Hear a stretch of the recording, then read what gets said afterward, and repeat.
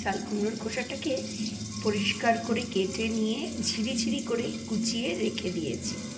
এই ঝিরি করে কেটে রাখা চাল কুমড়োর খোসাগুলো এবার একটু জল দিয়ে ভাপিয়ে নেব।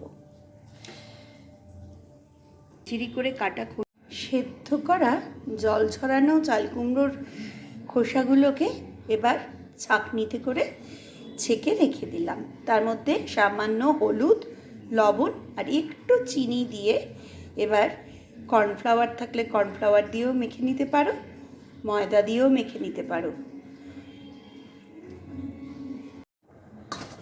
লবণ আর হলুদ এবং কর্নফ্লাওয়ার সহযোগে এই চাল কুমড়ো ভাপানো চাল কুমড়োর খোসাগুলোকে এবার কড়াইতে তেল চাপিয়ে নিয়ে তেলটা গরম হলে একটু করে দিয়ে ভেজে তুলব। বন্ধুরা, হাই লো ফ্লেম করে কিন্তু এটা এরকমভাবে ভাজা হচ্ছে। দেখো তৈরি আমার চাল কুমড়োর খোসা ভাজা। ডালের মুখে এটা জমে যায় একদম।